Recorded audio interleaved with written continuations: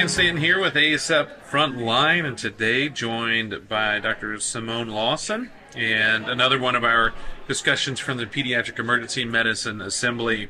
And she's actually got a couple of topics with us here today. Today and they're both today, aren't they? No, Wednesday. You got one Wednesday. No, that's tomorrow. That's whatever. I can't read this big schedule I got from you. It doesn't matter. I'm done today. Good. I've Perfect. done my talks. I'm done. I'm done. Okay, perfect. Thank you.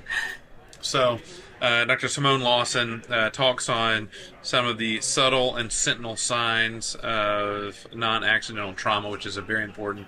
That's actually the topic for which I reached out, but also the one she just finished, some of the clinical conundrum ultrasound for the critically ill child. We're going to dive into that in just a little bit towards the end, just as a little bonus nugget for you on the end of the podcast. So, first and foremost, give us a little background on yourself. Yeah, I work at Children's National in D.C. I am a PEDS-trained PEM physician. Really got to know ASAP through my attendings and fellowship at Carolinas Medical Center. Mm-hmm. Decided to do an extra one-year ultrasound fellowship, which is what took me to Children's National, and then I've stayed on there as faculty for 6 years, 7 years, something like that. All right, so just getting your wheels up under you, it flies by. Before you know it, you're it's. I've been an attending now. This is going to be year 17, so it goes by really, really fast. So let's dive into this. This is one of the topics, one of the most difficult. It's one of the things as emergency physicians we don't want to see, but we also don't want to miss. But it's something that we likely hideously underdiagnose and miss way too often, brushing things off as kids being kids or situations. So let's talk about, kind of get us rolling with this idea of subtle and sentinel signs for non-accidental trauma. Yeah, you're absolutely right. It's something we can't miss, mm-hmm. and we do a lot. It doesn't matter if you're PEDS trained, doesn't matter if you're EM trained, doesn't matter if you're fellowship trained.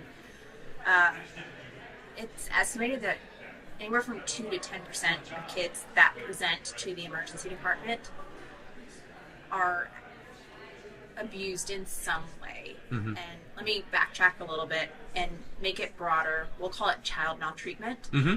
That's the umbrella term for physical abuse, sexual abuse, exploitation. There's what we now call medical provider abuse, which is Munchausen's by proxy. Mm-hmm. But the biggest form of child maltreatment is actually neglect, which is just not providing the child's needs. So it could be not providing housing, not providing food, not providing supervision, not providing, schooling. That's actually the most common. Then comes child abuse, like physical child abuse. And so now going back to that step, up to 10% of kids who present to the emergency department have some sort of abuse, and we miss it. And then what's even more sad is that they present multiple times, mm-hmm. and these children who are abused, they will come in for medical care multiple times before the abuse is actually recognized. And so the title is these subtle and sentinel signs of abuse. Really want to raise awareness to those, so that yes, this child came in with a runny nose and that's why they're there, but there's stuff that you may be doing in your evaluation of their bronchiolitis that mm-hmm. will reveal to you that they've actually been abused. The one big example that like linking bronchiolitis and abuse is when you do a chest x-ray. Every time you do a chest x-ray on a child, you really should be looking for rib fractures. And if you see rib fractures, there's no reason for a fracture to be on a rib of a child. And so that should immediately make you concerned for abuse. A lot of times those fractures are missed. And, that's a chance we could have had to intervene with that child that we missed. And then they're going to come back again to a doctor for something else. Hopefully not something catastrophic where the abuse has progressed, and now they are, here with horrible brain injury or horrible abdominal injury. But even things as simple as bruises, children that can't move, like until you're cruising, which is what we call when a kid can kind of pull themselves up on the couch or the coffee table and they kind of scoot a little bit, but they can't walk independently.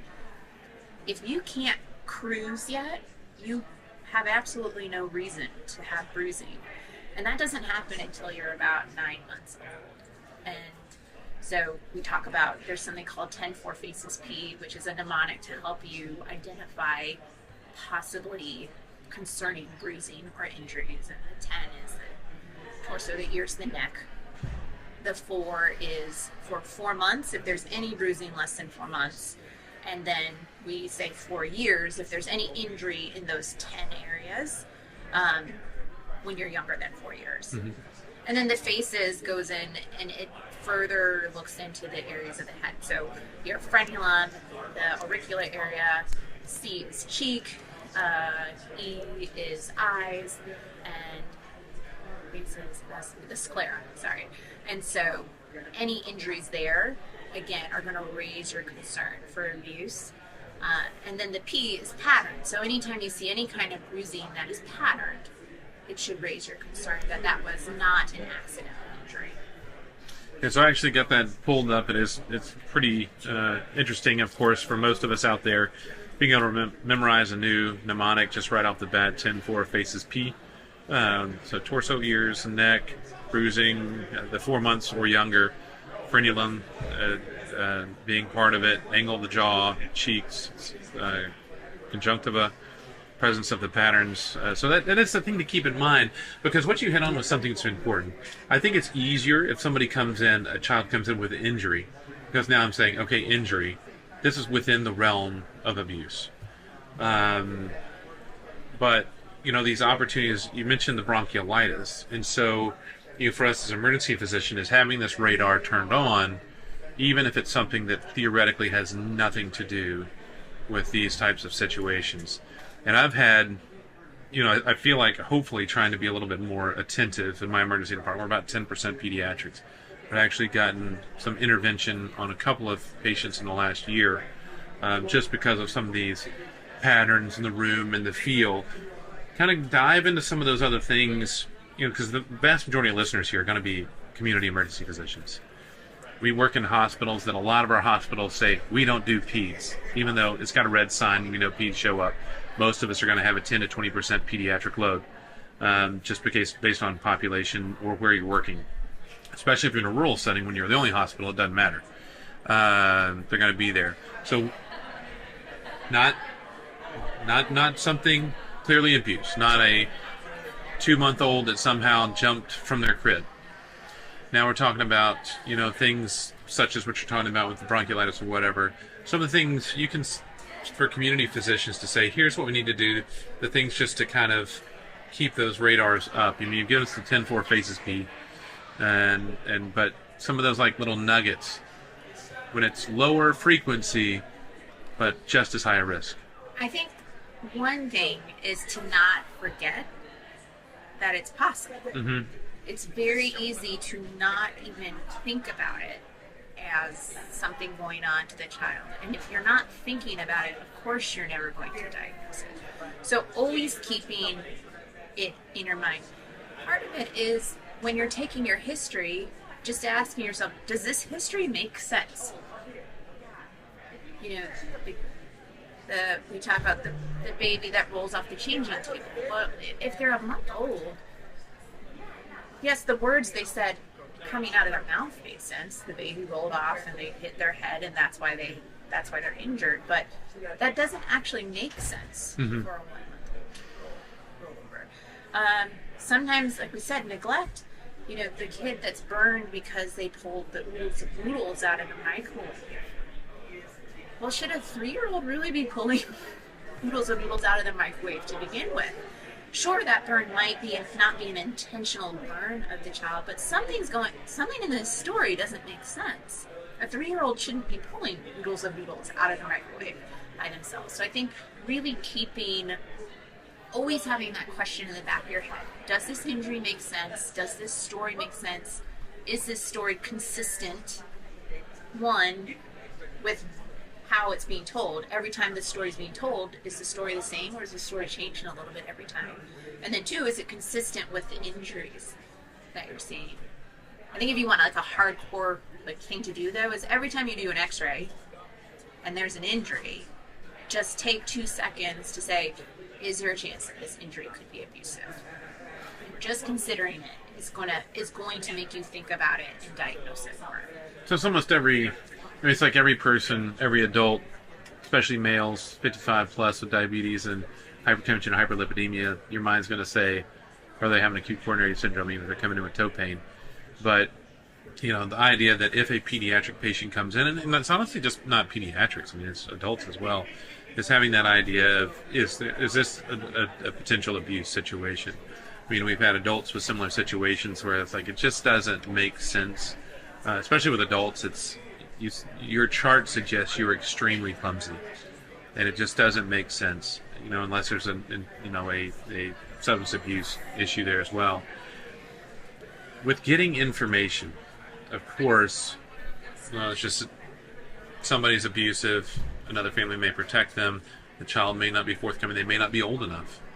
Now, what are ways in order to kind of get that information and try to dig down in some of that information? And when is it that you're just, not step away, but I mean, pull the trigger on, let me get some help in here and start getting some more information? I think I have the benefit of being in a large children's hospital.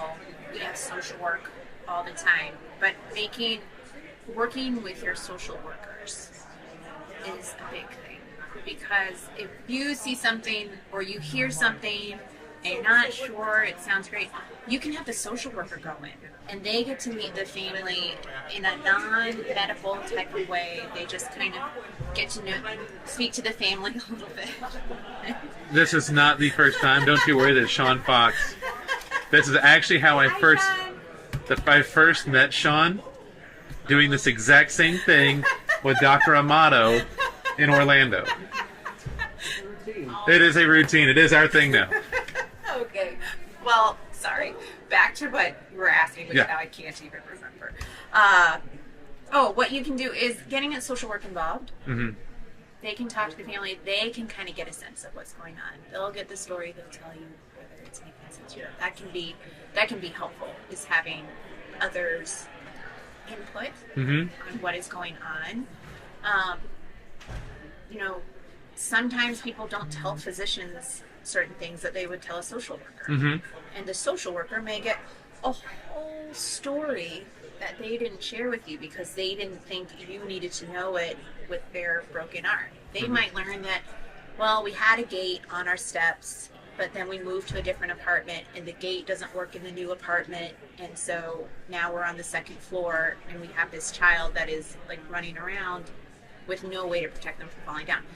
Yes, that's neglect. Yes, that technically falls under child maltreatment, but they need help with resources. Mm-hmm. It's not that they are maltreating their child and intentionally injuring them. So those details can be helpful as well. I cannot remember. I got very distracted by Listen, Sean does that quite a bit. Gallery. It happens quite a bit. I mean, if you've never seen, you're listening here, you've never seen us in the booth. Of course, we got the natural sound here with the folks coming by as the sessions are changing over. We've got ourselves a fishbowl. It's kind of a traditional fishbowl, but it's probably about a 6x12 box here with 3 windows in the front. And, folks often come by and a little bit awkward, check it out, especially when we got the lights here with the cameras.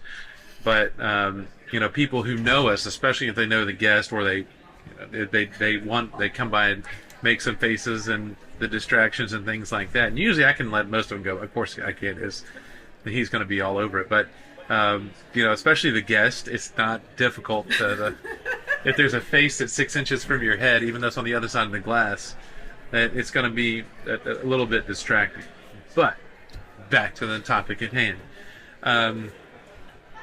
So we've got those types of situations where it's trying to get people separated, maybe social work. It's reportable events. If there's suspicion, it's going to be reportable. But what are the rights and abilities for physicians with regard to if they suspect something that they can do for that child to help protect them within the emergency department while we're getting more information? Right. And so we are, like I said, working closely with social work, and then we are mandated reporters. And I think a helpful thing to remember is it is not, you're not a lawyer, you're not a police officer, you are not an investigator, you're a physician. And if in your judgment as a physician you have reasonable concern that this child can be maltreated, you should report it. And I can't tell you the number of states, but most states have a protection that there's not going to be legal action against you if you make a report in good faith. Now, I can't speak to if you're just being unkind and trying to do dishonest things, but if you are truly doing it because you have a concern, it's your duty to report it. And even in some states, you get in trouble if you don't report, because, like I said, you're a mandated reporter. That usually involves, each state generally has its own phone number. Sometimes it goes by county, but essentially you need to report it where it happened. And so I live in Washington, D.C. If the family is from Maryland, I need to call the appropriate number for Maryland because it happened in Maryland. And usually they're just going to ask a lot of questions like, what's the address? What's the family's name? How old is the child? What were the events? What was making you concerned to begin with? Are there other children? They'll ask for contact information. And depending on the kind of first story that they hear, they may say, okay, thank you, we're going to open a case. This child, it sounds like they're safe enough to go home with the family, but we will continue. Sometimes CPS will say, this needs more investigation. We are coming in. This child should not be discharged with the family. In that latter case, normally there's or I should say many times there's enough going on that the child may actually end up admitted anyway for continued medical evaluation of their injuries. That will oftentimes involve a transfer to a children's hospital that does have a child protection team, the special pediatricians that deal specifically with abuse and maltreatment, and getting admitted to those services. Of course, if unfortunately they are more critically injured, they may be in the ICU. But between social work and CPS, trying to figure out, social work's going to be helpful for you if you are on the fence about, is this something I should report? If you're going back and forth and you're not sure, talk to your social work colleagues, because they'll be able to give you perspective, input on what they learned, and then if it's concerning, you gotta call it and report it, and then CPS will let you know what steps to go through after that. And looking at just a quick look up on this, good faith reporting, healthcare providers are protected from liability when reporting suspected abuse if they're acting in good faith, even if the report is later determined to be inaccurate. What it says is, while the general principle of protection from reporters is consistent, specific details about mandatory reporting laws and procedures can vary by state. So, I mean, it basically looks like that your identity and the reporting in good faith is going to be protected in almost every state because it is mandatory that you do so. I mean, so it's not reporting of confirmed abuse, it's reporting of suspected abuse in these situations. And in even, our situation, it's when my child was young, her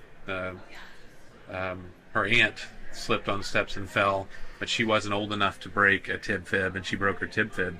And of course, I'm like, just go ahead and let them come talk with us, because I know that's what you need to do. And those situations where, understanding that it may get found that it was not anything of concern, but there may be more to that. And it's like appendicitis. I'd rather call a few positives that end up being negative than missing a few positives thinking they were negative. So we've got these situations, let's say rural, because rural settings, they may not have social work there. They may not have, CPS is going to be around, but, night and holidays, those types of things. and you have a family member who now is wanting to be discharged with the child or leave with the child. Rights at that point to detain the child, while you're starting that process. Oh, that's tricky. Yes. Oh, that's very, very tricky. Very tricky. Well, I'd say again, keeping the child safe and doing what's best for the child should be your motivation. And in all of my discussions with parents where perhaps the parents don't want to do what I medically think is the thing that should be done, sometimes taking a step back, reframing that you are on the same team. We want what is best for your child. I want your child to be safe. Your child has some injuries that I'm very concerned about, and we need to look into this a bit more. Sometimes just that reframing of, I care about your child too, and I want your child to be okay, can sometimes cool parents down enough. I'm not going to be totally Pollyanna and say that that's going to solve it all the time. If you really are truly concerned that this is an egregious case of abuse, CPS should at least have a line that you can call. You might have to leave a message, but you make the report, and then if worse comes to worse, sometimes you do notify the police that you are concerned. I'm guessing that most hospitals are similar to my hospital, and that you can't actually force a family to stay in the hospital unless CPS is involved, and CPS has said that they can't leave the hospital.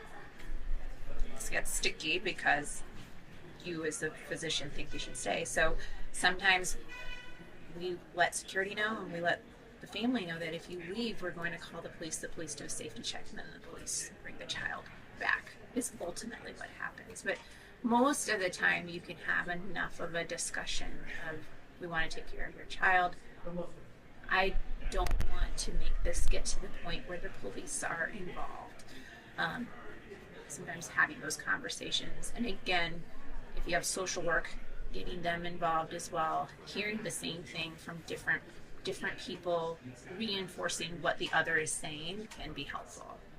And often I will get security involved, which is, whether that's beneficial or not, a lot of the times.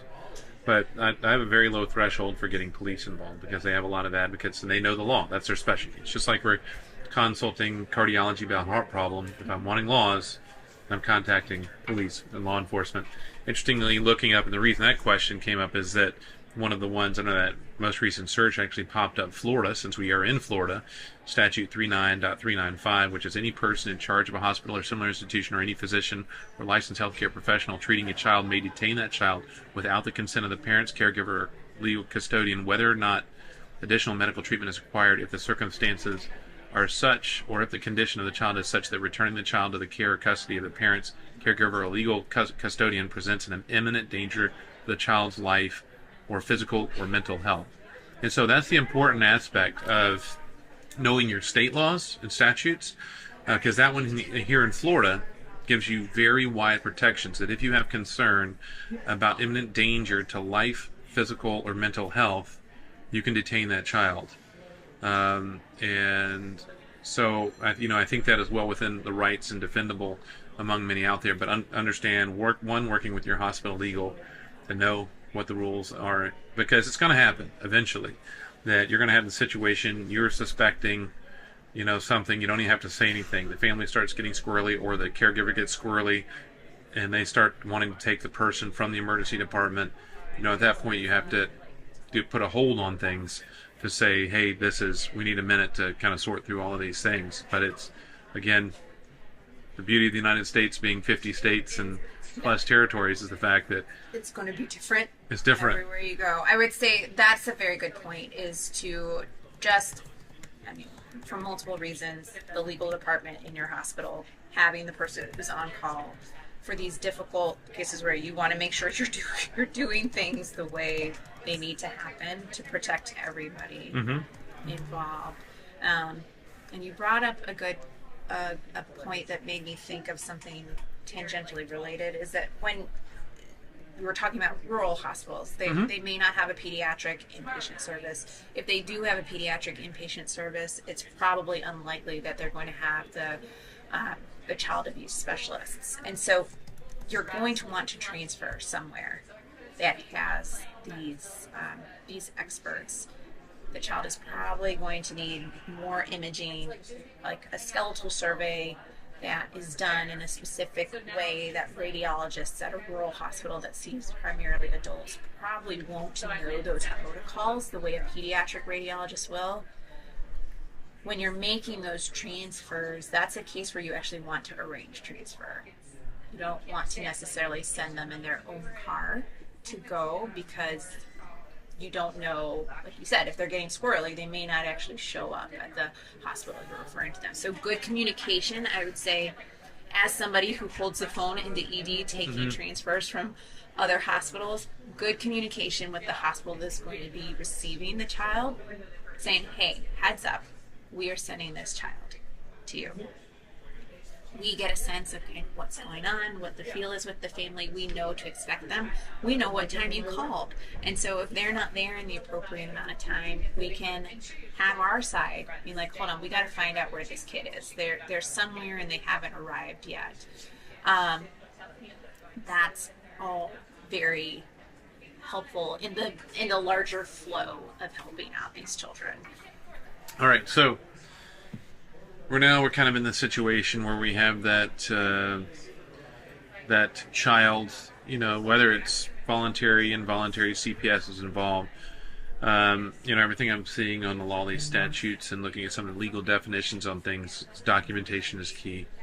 I mean, I want to document adequately, but also don't want to document to the point that I'm now the expert witness. What's the keys to documentation, or what I mean by expert witness, I mean by making assumptions in terms of the causes of injuries. Just like when we were going through residency and they say, don't call it a gunshot wound, call it a penetrating injury, because you weren't there to see it. Very, very true. And actually at the end of my talk, I spoke to two of the child abuse pediatricians that I have known in my training, and I actually asked them, what do you want me to tell people about their documentation? Because this can come back and cause issues later on. If this goes to court, it's not going to happen tomorrow or a month from now. This is going to be 3 years from now that this happens. So the scars that they have are going to go, if they call you as a witness, you're not going to remember, because you've seen thousands of patients since then. And so one big thing is just document what you see on your exam. Do not try to age bruises. We have evidence, they have done research, we can't age bruises. So just describe it. It's a irregular shaped yellow bruise that's approximately 2 to 3 centimeters in diameter. Just exactly what you see. If you can add photos into your chart, that's extremely helpful, because the photos are there. When they have expert witnesses, they can look at the photos and give their impression of what those another point they meant is it's sad to think about, but when these children have like multiple marks on their skin, they've been hit by a cord, and the picture to a jury that this child had 17 loop-shaped bruises on their back paints a different picture than there are several loop-shaped bruises on the back. So you bring as precise in your description as you can, using direct quotes. And so if the child said, Paw gave me a whooping because I talked back, document that in the chart. Patient said, and quotes. A small part of my talk talked about developmental milestones. And so what you expect a child to do at different ages. We talked about cruising happening in months. Your documentation of where they are developmentally is helpful. So I'm examining this 6-month-old, they sit independently. Or I'm examining a 10-month-old, mother reports that child has not started to cruise yet. That statement of where they are developmentally, later on you can say, well then this mechanism, you said they're not cruising yet, but that they were climbing up on this structure in the living room and fell. This is incongruent. If you're telling me that they can't do it, something's off on this story. And then being mindful of how you write whether you have concern for abuse or not. And I would say it sways more in the direction of, I am very hesitant to explicitly say this is not abuse. I will say the injuries I see are consistent with this story that was told to me. The injuries that I see are not consistent with this story.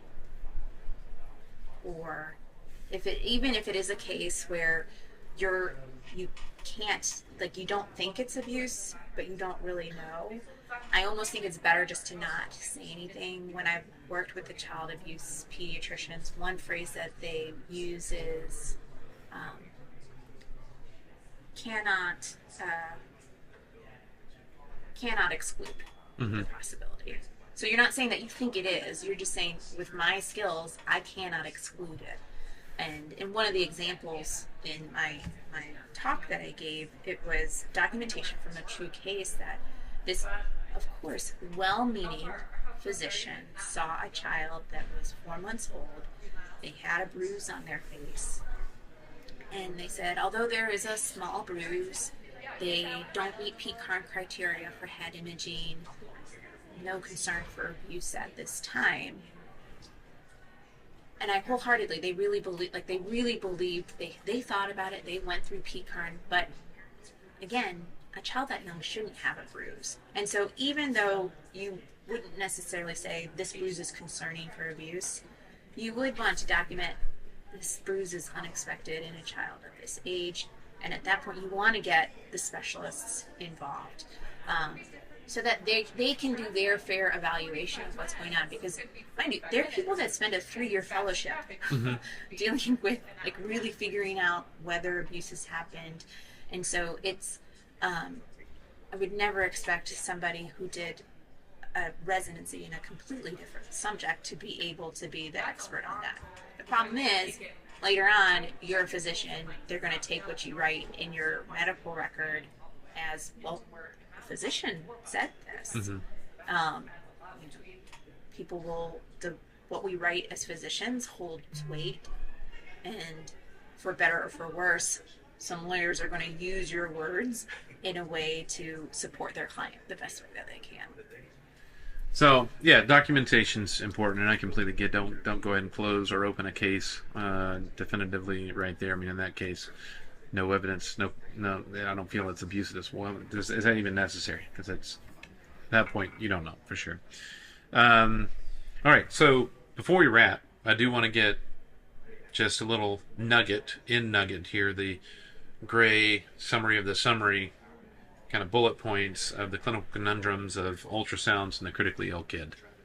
This was a much more lighthearted. When I came for that part of the talk, I was like, okay, guys, now this is fun. This is a cool talk. You know, it's helpful. A lot of people. So POCUS in peds is probably about 15 to 20 years behind EM. It is part of fellowship training. We're getting better about doing it, but there's that hesitancy to pick up the probe and put it on the patient. I'll say you can be so much more helpful with POCUS than you realize. And one of the things I stressed in this talk is we're not asking you to make a diagnosis. Right. No, we are not making the diagnosis at all. Where, to me, POCUS is valuable, and it's in guiding you to where you need to be, and kind of reprioritizing your differential or expediting certain resources or certain consultants.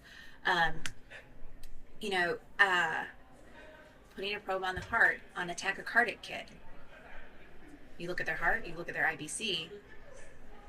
dehydration with a collapsible IVC is very different from a poorly functioning heart with a huge effusion that is now more concerned for like myocarditis. And so in that moment, you have taken the, well, let's give a bolus, let's see how they respond. Oh, they're not responding to this bolus the way we thought we did. Oh, they're actually getting a little bit worse. Oh, perhaps now we need to get cardiology involved. You skipped all of those steps. You put the probe on the child, you see that their IVC is fine. They're not dehydrated. You put the probe on their heart, this heart's not beating right. I don't need to make the diagnosis, but I know the heart's not right. I need a cardiologist now.